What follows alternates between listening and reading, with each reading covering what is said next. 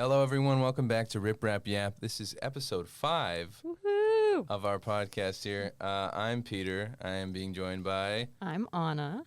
And I'm Alexis. And we're here to do a little roundtable today to just talk about the process of creating the RipRap Literary Journal.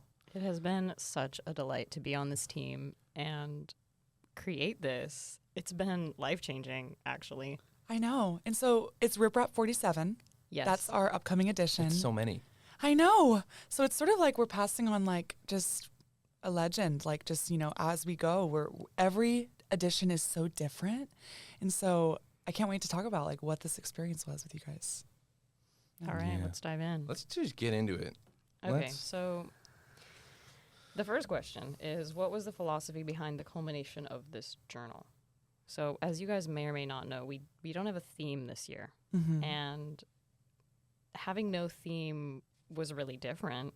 And we decided to do that because we just wanted to see people's best work. We didn't want people to feel limited by like, oh man, I don't have anything that fits this theme. Guess I won't submit. Darn. We didn't want that to happen. Mm-hmm. Yeah, and that was...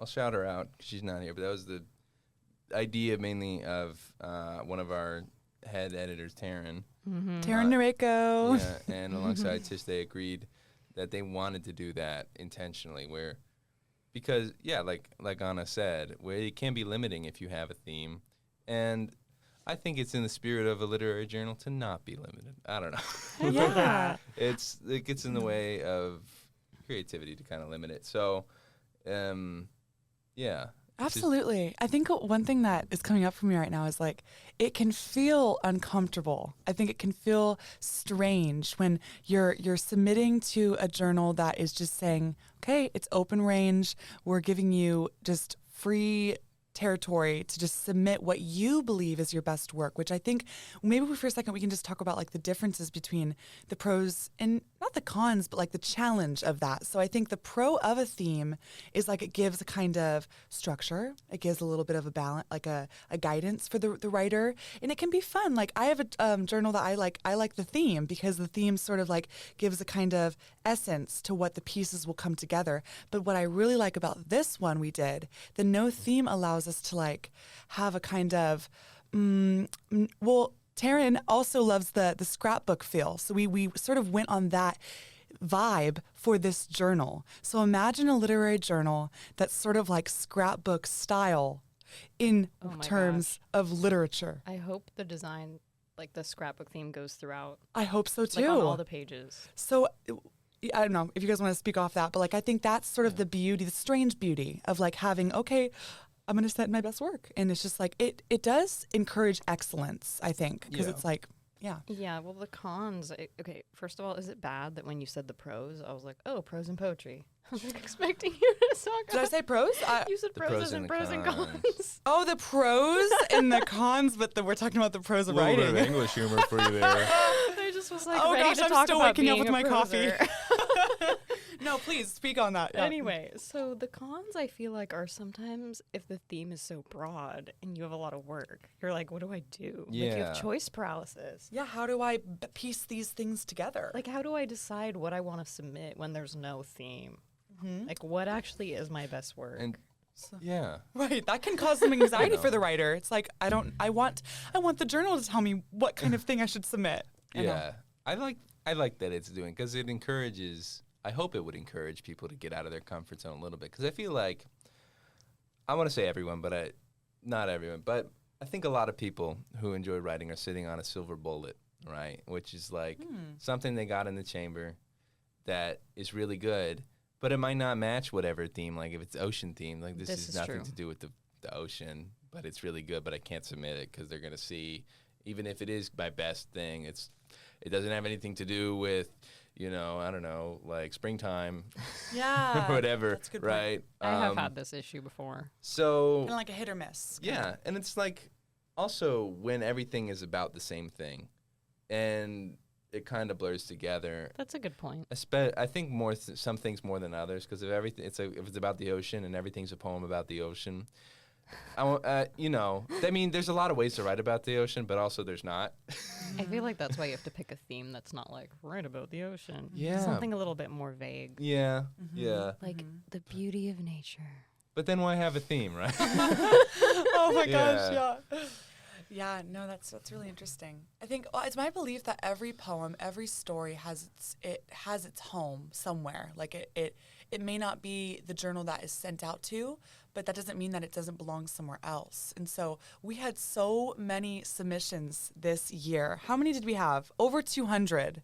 And I think like we're in that season now where we're deciding, and we've pretty much picked the final pieces, but we're also acknowledging that there were a lot of pieces that didn't make the cut that still had value and that they belong somewhere else. So I didn't want to jump to the next question so quickly, but I just think we're actually on that. Like the no theme resulted in a surplus of submissions, and I think we got like over 500 because there was 200 alone in fiction. okay, so Yeah. it was definitely over. Yeah, it was many hundred. That's the other thing I'm saying with like best work is everyone's got something that they think is their best thing, and they'll send it in, and oftentimes they're right that it is their best thing, but everyone also else is submitting their best thing, so it Exactly. becomes very competitive, How best is your best? which is good for us as editors Yeah. because we get the good things to put in the journal. We want the journal to be good. Yeah. If you sent in your work to RipRap and you got rejected, just remember what Lexi just said. Your work belongs somewhere. It Maybe not in does. RipRap 47, but keep submitting. Yes, please keep writing and submitting. Well, now that you mentioned that, Peter, I feel like we should because we're all editors here and writers.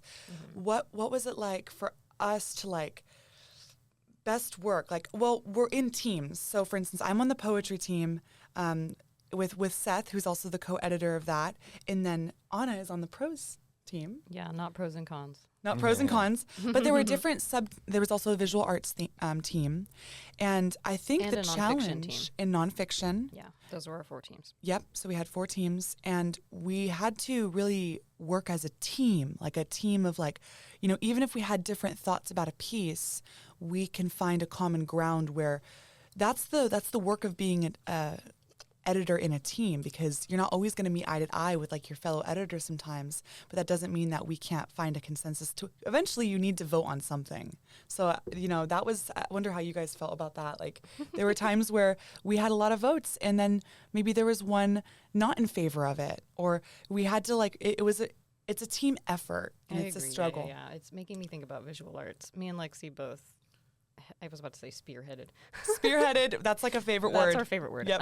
Me and Lexi were the editors, the For senior visual editors arts. for visual arts, Mhm. and it was definitely really fun, like going through all the beautiful artwork that we got. Yeah. And sometimes Some strange people on our pieces, some team had disagreements. different aesthetics. There's one piece, no spoilers, that I was ready to go to battle over. And I think it made it into the journal. And I think I know which one you're talking You about. didn't want it to, or you did? I And did. I Good. will say it grew on me. I'm really Yeah. glad to hear that. I think, with this any kind of piece of art, especially like I think visual art and poetry, is to every person, it's not always readily apparent what's good about it. Yeah. But to someone else, it might be very apparent what they like about it. And so, I don't know, it becomes divisive in that way. Yeah, it really does. Well, art is subjective. I mean, isn't this the caveat? I don't know why I want to say caveat. That's not the right word. Okay. It's at the heart of the matter. Isn't that art? Like, it's like everyone has their own different vision sometimes. But yeah, anyways, this is really going to be an interesting journal because it's different.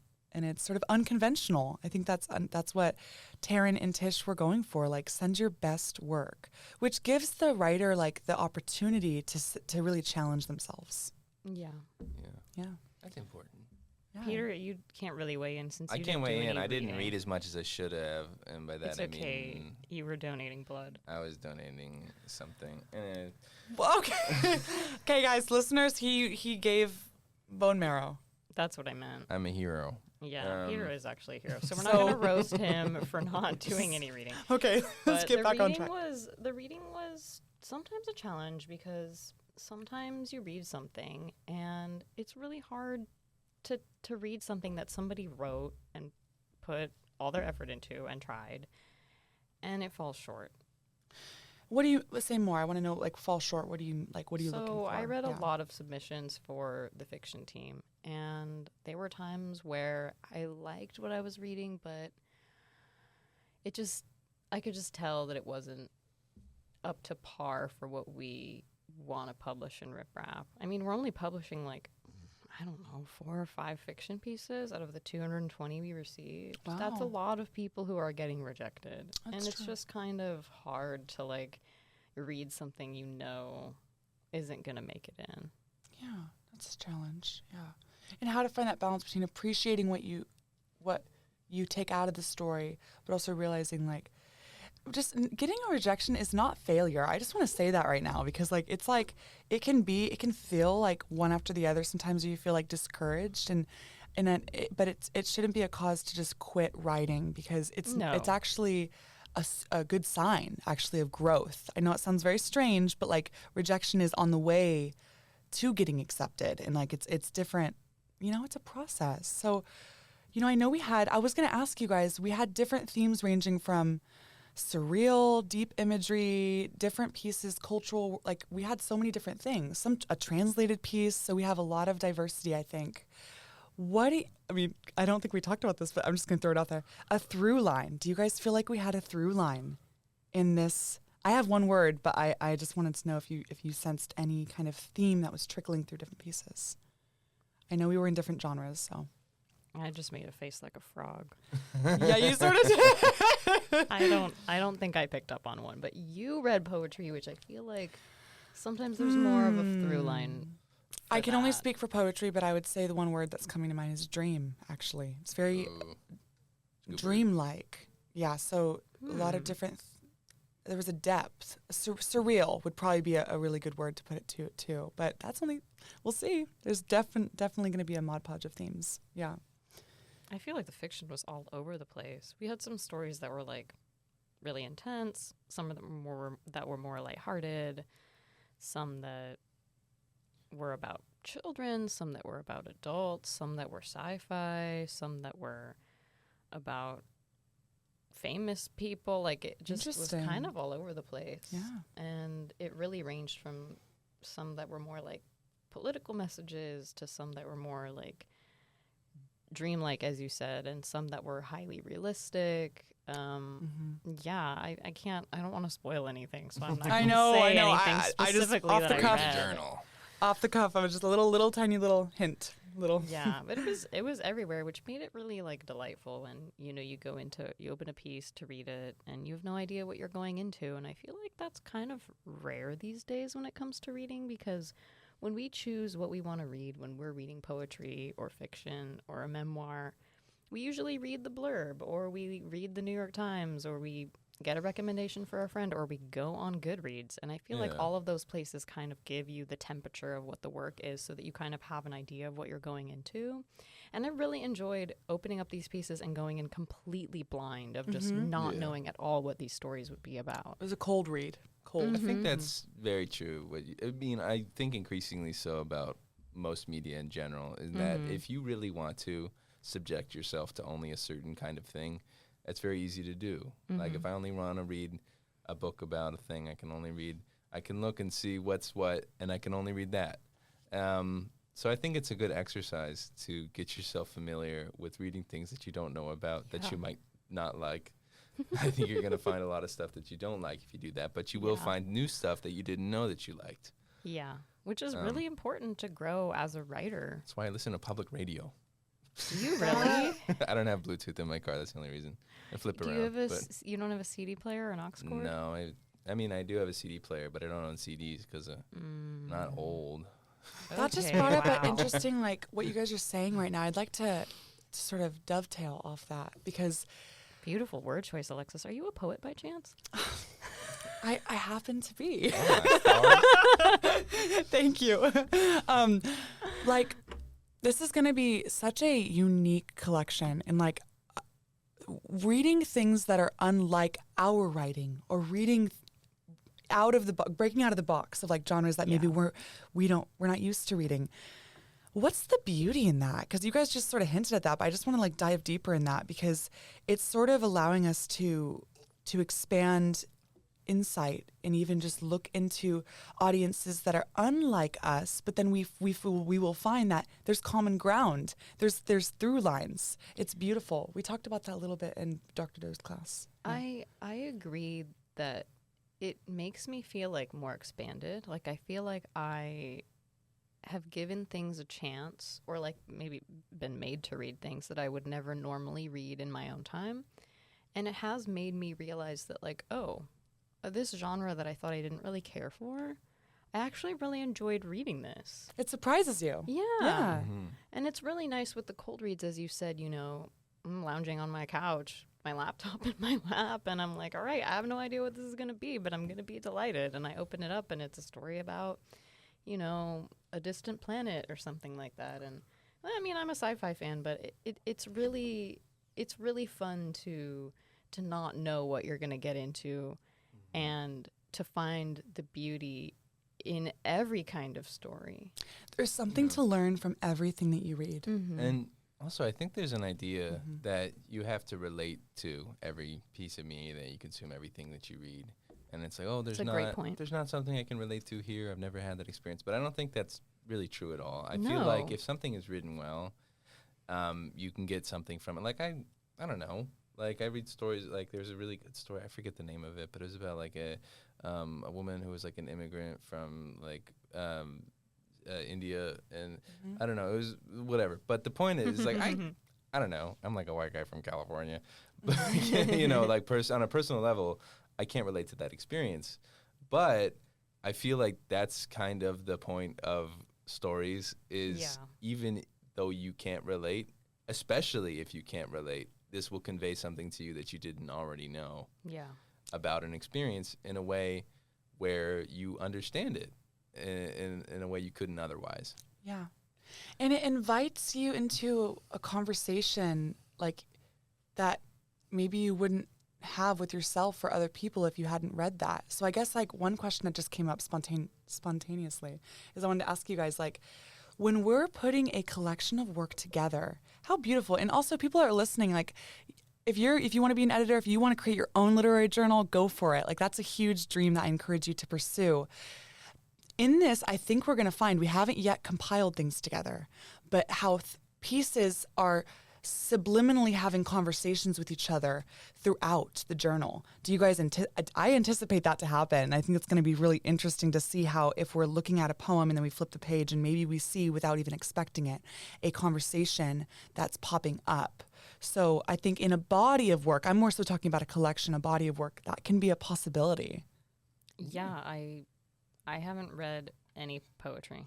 So I can't speak to I haven't read any of the stories yet, so we're going to be surprised on both ends. No. Honestly, I haven't even read all the stories that are up for being potentially published because we had a division of labor. So I didn't even read all of the submissions. Okay, but they you were are 220. going to. You are going to. Of course. Once the head editors decide what's going in the journal, I think we'll probably all read and look at everything, and maybe we can have a discussion where we try to match things together. But I mean, I'm hopeful, but I also know with the themelessness that we're just going for quality and what's evocative and what we like. And if there's no overlap, that's okay too. As you said, it's Absolutely. a scrapbook. It is like a scrapbook in literary form. Well, I think I'm kind of two minds where it's like it is themeless, right? There is just going to be stuff that we think is good and it might not necessarily relate. But also I think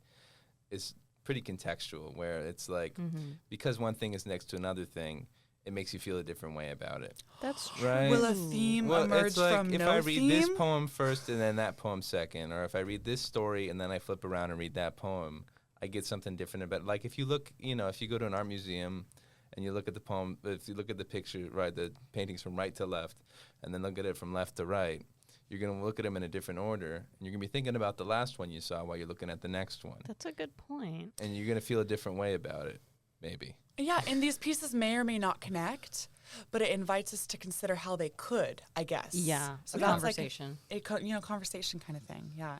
So maybe a theme will emerge from no theme. We don't know, and this is going to be such a surprise. Themogenesis. Yeah.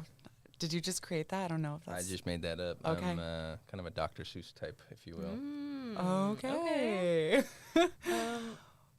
You can Let's read go next into the question. editing realm for like people who are looking to be editors or like even desire to like build a journal with your school or like with outside of school in a, like, you know, an unconventional way.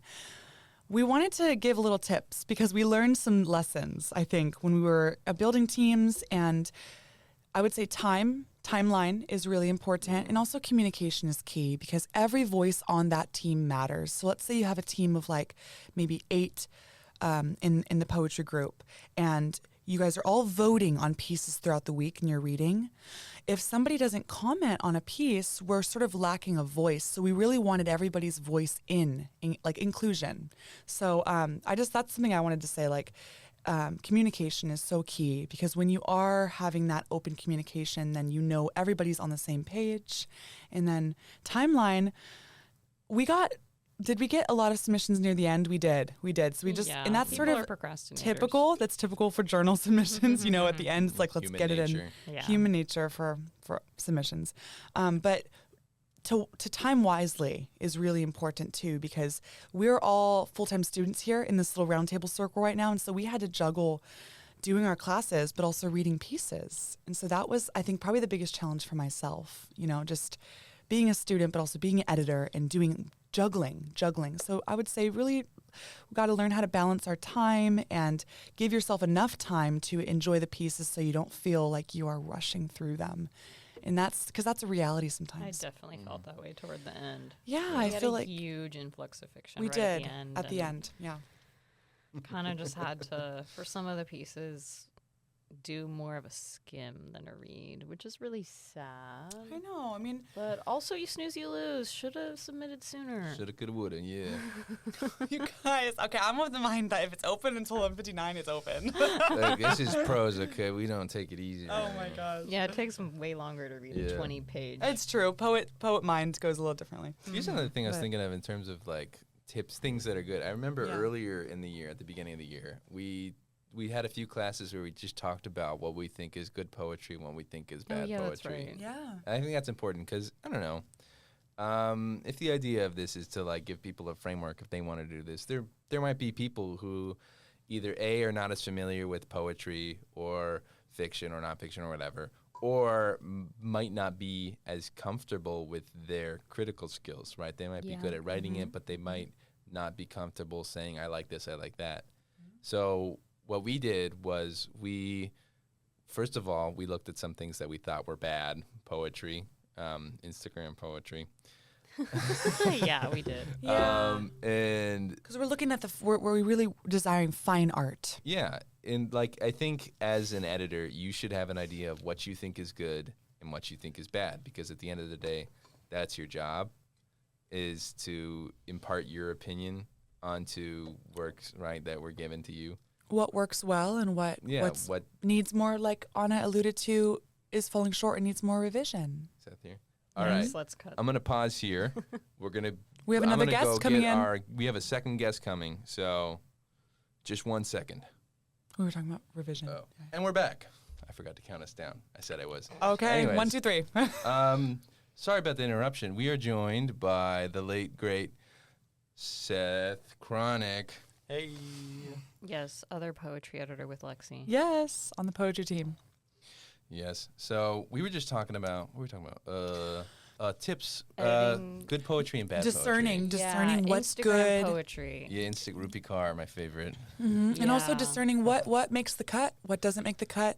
And Yeah. even like off the cuff, Anna and I were talking about revision. Like if it's not going to make the cut, that's just room for revision. It's not ready yet. Yeah, That doesn't mean that's never going to be ready. that's Just go really true. take the chisel and start chipping at that piece and still edit it. We're learning that in workshop because 3 of us, Anna, Seth, and I, we're in the MFA program, so we're in workshop. Well, Peter's gonna be. And he's, oh my gosh, maybe we should announce it. You're going. I'm going to Long Beach. He got accepted this fall, so that's an incoming MFA student. So We're very excited to have him at the pros I'm excited too. team. I'm going to be a pros pro. Woohoo! wow. See what I did there? Yeah. Maybe I should Yeah. be in poetry. Okay, let's get back on track. I'd love to hear what Seth has to say about just being an editor. That's sort of where we're at right now. Like thinking about what skills that you should have as an editor, especially when you're building a literary journal. Yeah, I think the biggest thing for me going into editing this year was coming from a perspective that I know what my voice is, but then now we're reading a bunch of other voices and trying to be acclimated to all the different themes and techniques that these other students, these other writers are implementing into their poetry. And so it was super interesting just to see where everyone was coming from, especially since people submitting were not just other students here. Mm-hmm. So it was really outside the bubble where Yeah. I reside. I'm happy you mentioned that because we didn't mention that yet. Like it was all across the United States, across And it was the globe. free. It was international. I feel like we did have international submissions. I think, did. I We think we did. have them every year. Okay. But that's cool that we have that because not every literary journal, especially at a college campus, gets to say that. So I know, we're we're pretty special. Yeah. See? That's the reason I applied here, actually, was because of RipRap. Not a lot of people know Really? that. Yeah. I didn't know I that. knew I wanted to be on a literary journal. And That's so out of the amazing. schools I applied for, the ones that I applied for were ones that were, like, had a whole page on their website about, like, this is our literary journal. It's a big deal. And I was like, the Long Beach one looks rad. Rad, RipRap. Yeah. Yeah, It has we such are a a big deal. huge history. Mm-hmm. Yeah. So really interesting full circle moment to, like, be here. Because I want to say around this time last year was when I, like, submitted my I'm going to go here, you know, thing. Yeah. It's beautiful. So Just to be a part of it. to be And- here, it's really magical. And you know what? What Seth just said, I want to jump to this question real Yeah. quick because from an editorial point of view, what is the beauty behind reading works and viewing art from an international level? And like, how does it feel to create a literary piece that has this kind of global heart? Because I know we had, some translated pieces, one from French, a couple others, but we can even just think of it in terms of experience, like internationally, community-wise, like, what's the beauty of that? Like, I would love to hear your guys' thoughts. Yeah. Well, I think generally, I don't know, the broader the scope, the better. I think that goes for a lot of things. I not agree. Just, reading. But I don't know, like you could get like, I don't know, like there's a lot of literary journals on college campuses that only accept from the students on those campuses. And and then you'll get the only pieces you'll hear are from, people in their late teens, early 20s who are able to go to college, who live in that part of the country. And so you're going to get, not to say you won't get a diversity of work, because even within those groups there is a diversity of people, but you won't get the same diversity of experience, and diversity of experience creates for interesting stories. If like, I don't know, I like my own work, but if everyone had to read just my work all the time, it would get a little boring. And so the accessibility of inviting the whole world to submit, whoever, it's open. Like I feel like it makes the journal feel more human, actually, because we're not just living in a bubble, like Seth said. Like, this world is so diverse and so beautifully crafted. Like, we're not all made the same, so we're all different. We're all different writers. We come from different backgrounds, but we have a journal that's open to the world. It feels more human. I don't know if that makes sense. Yeah. I see what you mean. What Peter had said about, like, the diversity of voices and the fact that, like, a lot of people who are on a college campus are privileged made me think about the fact that, like, if we have a journal that accepts submissions from everyone, that means people who were previously voiceless now have a vehicle to potentially be heard. We're heroes. Yeah. I didn't really. Conduits, but that's windows, true. windows to open up a new. That's true, though. Yeah. I'm not trying to, like, pat myself on the back. Like, look I'm at not. us. I'm not a hero. I mean, we are pretty great, though. I'm not a hero. I'm just a window. I'm just a vessel. But Okay. I think to take your point further, though, too, I think even on the monetary level, it fits into what you're saying that because our literary journal is free, I mean, we're not charging for reading fees or any sort of handling or charging for, like, the issues as far as I'm aware. We're not. You don't have to have a lot of money to submit, or you don't have to have as much, experience and then worry going into it, thinking that now I'm dropping not only my hard work and all the time I spent on it, but now, money that I've had to save up, especially if you're younger, like you're just going into college and you have all these other college expenses too. True. It's really helpful. I'm broke, man. I know. The writing makes us rich in a heart. Not in money. I was gonna say. Not in money. I'm not meaning that. Not where it No. matters, man. Yeah, no one gets an English degree because they want to make money. But Keep writing, guys. Keep writing. I just Yeah. made another frog face. that's okay. What are you turning into a frog? It's Okay, just guys. kind of like a frown. Well, I mean, yeah. That's it. There's a lot of beauty in making a journal, and I would encourage everybody who has that heart to like get involved in one, whether it's with your school or you make one on your own. What were some of the funnest moments in making this journal? Like we're still in the process of making it, and I should say that we're about to start looking at layout, and so layout's going to be fun, I think, because we're going to see what piece could pair with another piece and like sort of showcase itself next to each other. I think for me the funnest moment is just absorbing the art of it all and like the different just walks of art that come together in like almost like a ball of yarn, and like you just sort of unravel it. And so that's one point. Is it bad if I want to see the open mics? I was gonna say that. No, why don't you guys speak on that, because we haven't really talked about the open You mics. go first. Okay, so the open mic, the two open mics that we've had were so much fun because I just really am into art that's like normally read being performed. Because it's such a different way to experience a poem or a short story or a personal essay. And for both of our open mics that we had such a great turnout. And everybody was really excited to read, and everybody was really excited to be read to. And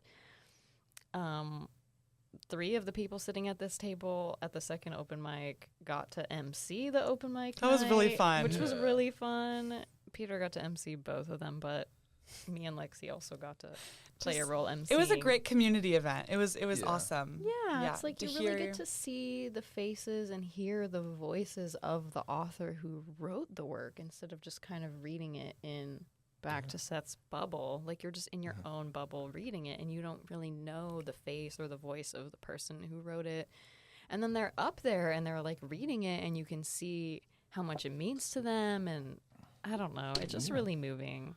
No, I agree. I think my favorite moments was the doing the open mics. I really enjoyed getting to host the first one and sharing the mic with you guys for the second one. But also, yeah, like you're saying, there's something added when poetry is read aloud, or fiction or what have you is read aloud by its author, because there's something behind it that doesn't necessarily always come off the page. When they read it aloud, it becomes performance rather than just literature. It's something added, which I really enjoy seeing. And the second thing that I really enjoyed is doing these podcasts. Absolutely. Because even if I don't know how many views we're getting on this, but that doesn't matter. I hope people listen. I'm going to butcher this quote, but after that open mic, I looked up quotes on speaking out loud, like speaking poetry or anything, like words. And it was along the lines of like, the words are asleep until you breathe life into them. And I don't know, it was really interesting. That may just be a twist that I just made on that, but I'm just thinking like, especially poetry, I can speak mostly for that. Like it's born to be spoken out loud, and you breathe life into the words, and those words, they sweep across the whole crowd, and they hit each heart differently. And so I think we were in the Beach Auditorium too, which is, for the setting context, it's sort of like an old theater style, and we have a wooden stage, and we have the Creaky red curtains in the seats. back, and so just listening to everybody, I agree, they're super powerful, and I can't wait to do one in fall. I know. Oh my god! I'm really excited. I Exciting. also can't wait. What was your favorite thing, Seth? Yeah, well, man, I think my favorite part is the conversation around the pieces that we're looking at and the pieces that we're accepting. Because not only is like poetry a conversation in and of itself, right, between, writer and the page, writer and, other writers, or writer and reader, but then also between writer and editor, or whether you're coming from like an editorial perspective, or even just as the reader perspective, and you're really diving into these pieces, and you're pulling out what makes that piece magical and what really sets it apart from the others that have been submitted to ultimately end up in the journal. And I think that's a lot of fun, and it spans across all of the genres in the journal. And then I guess on that same note, while there's a lot of things here that were fun, there's a lot of trials along the way too. Yeah. I know one of the projects I was working on was I was trying to pull together like a written interview towards the end, and I was really excited for that, and we ended up actually getting it like mostly done. I had done a lot of the editing, and then I actually had received some internal editorial rejection, right? Not even just as a writer, but as an editor, that the interview didn't really fit the feel of the journal as it's turning out. And so, that's news for me. Yeah, it's one of those things where it's like, yeah, it's disappointing, but it's also part of the process. Yeah. And as a writer, like, I've heard a statistic, it was like 90% of submissions are rejections. Do you feel like that interview could be meant for something else? Yeah, I mean, potentially. I guess it would just be finding the right avenue for that. Yeah. Everything in its time. Yeah. And in terms of rejections, I think it was Wayne Gretzky that once said, "You miss 100% of the shots you don't take." Yeah. I know You that's do. a bit hokey and cheesy, but it's true. Well, I always say if you But I always say if you are too scared to put yourself out there, that means that you're rejecting yourself first before somebody else can do it for you. And when you put it that way, it's kind of just like, man, why am I rejecting myself? yeah. I should like, Yeah. if somebody else wants to reject me, they can, but I shouldn't reject me. And then you put yourself out there, and then you find out that, maybe other people don't reject you as much as you anticipated they would, or, whatever. We can easily be our biggest critic. Oh, we really yeah. can. And so taking that chance, okay, I just looked up Thomas Edison too, because now all these quotes are pouring out. I have not failed 10,000 times. I have not failed once. I have successfully found 10,000 ways that will not work. So he's the one that was working on the light bulb. And I think that we just want to just speak encouragement into whoever's listening, because we've needed this encouragement as writers ourselves, and to just keep going. And I have a question that I want to ask us, because we're all like lead editors of some teams. Peter's, I'm a floater.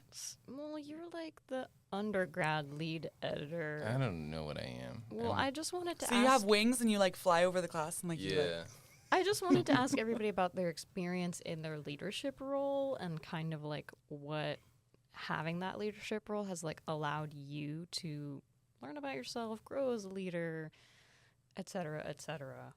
I don't know. I'm curious. That's a good question. That's a great question. Would you like to go first? Or Seth and I were on a team together, so maybe we could speak as a team. Yeah, you guys can speak as a team. Yeah. Yeah, I think one of the things that it's really being the editor of poetry has pushed me, and I think even working together with Lexi, I saw it a lot, is that it let us, going back to the idea of conversation that I brought up before, it allowed us to lead the conversation, that discussion of poetry, and, why we wanted to accept those pieces, and also, even the things that we didn't really like, maybe, or we were having a hard time, like, explaining, or the other person, as partners in this project, I feel like we complemented one another, and, like, with one person, failed to explain, the other person really came to the rescue and pulled the weight in that respect. And I also think that the differing, even of opinions between editors was really healthy for, diversity of thought. Like if maybe, we received a couple poems that weren't my style, and I couldn't speak to them as well as she could, she jumped right in and gave her honest opinion and was able to develop and encourage discussion between the other readers and editors and the team. So it was a very, very valuable partnership going on. I agree. Thanks for saying that, Seth. And I feel the same way about like working with you, because I feel like his insight was something I wouldn't have thought of. So like the way that we tag teamed, I think like I like how you said complementary, because like Seth and I have joked we think differently. We think differently, but we also are both poets and we both have a lot of common ground. So I think when you're working side by side, it's good to have someone who doesn't think exactly like you, because it challenges you to think of a different angle. And so Seth and I, we led Zoom meetings with the team. We had a small, intimate team, and Seth had made a spreadsheet. So it was good because we voted on different, we had just wanting to make room for the team's voices, right? Like having their commentary and their thoughts. And I think because our heart is for poetry, like I just felt like it's just so fun to lead a team, because it's like you, in a way, it's like there's no, I mean, we are in the MFA program, so I sort of feel like we're at a different season of life, but also like in a collective table, it's like, I just go back to like conversation. We're having conversation, but we can also give insight into what we're learning in our workshop program to the younger poetry editors that are in that group. So it's like, hey, like we're learning this right now. And like, I feel in that sense, sort of like that allowed us to be leaders, because it was really fun to like sort of like impart wisdom upon the team that we've just freshly learned in workshop. So I think that was a great opportunity as well. Yeah. Mm-hmm. Good. I'll talk about my floating around. I don't know. Well, you taught the class a good number of times. So I am an undergrad, a senior, but I was given more responsibility this year than an undergrad normally would be. And so what ended up being my role kind of was to more or less help out our head editors, Tish and Taryn. So especially in the first semester, where it was more organizing and setting up things, I would have meetings with them and talk about scope and vision. I'm not going to pretend like I was the driving force. This is their baby. Mm-hmm. I guess, I don't know, was a nanny in that discussion where if they weren't there, which sometimes they couldn't be, Taryn had work, Tish sometimes couldn't be there, I would lead the class. I would talk with them about what we wanted to do in the class, like what I was talking about earlier, in terms of like setting up what our vision is in terms of what is good poetry, what is bad poetry, what to pick out, and how to be an editor. And also doing this podcast. You've been here for every episode. Right, yeah. No one else can say that. Yeah, I know. I'm kind of special.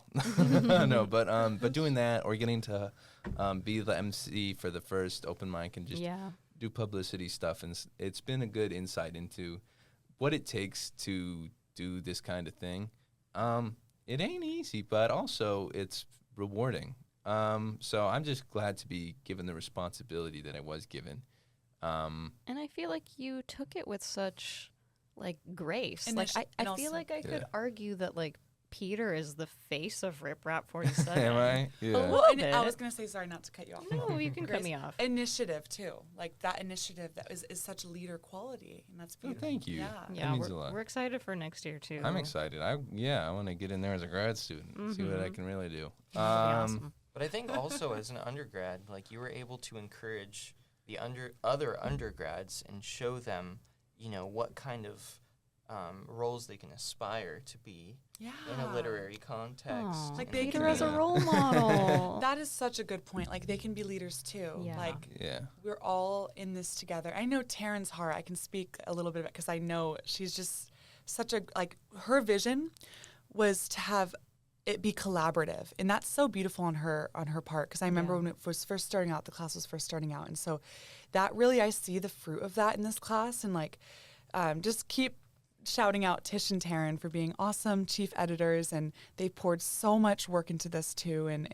But I do see that vision that Taryn had really came. It came to fruition. To fruition, yeah. I feel like I'll speak on. I mean, since I asked the question about leadership, I like what you guys said about having fun leading teams. That's kind of what I was going to talk about too. I've never really led a team like this before, but getting to do so was really rewarding. And all of us that are grad students, so not Peter yet, are taking English 535, which is a class where we kind of learn how to be professors. Yeah, it's really equipping you to teach a class of your own one day. Pedagogy. Yes, Pedagogy, the pedagogy class. Teaching philosophy. Yeah. And I feel like the experience of leading a team, I also have a GA-ship this semester, but getting to do those things have like really helped me figure out what kind of leader, I mean teachers are leaders, I want to be.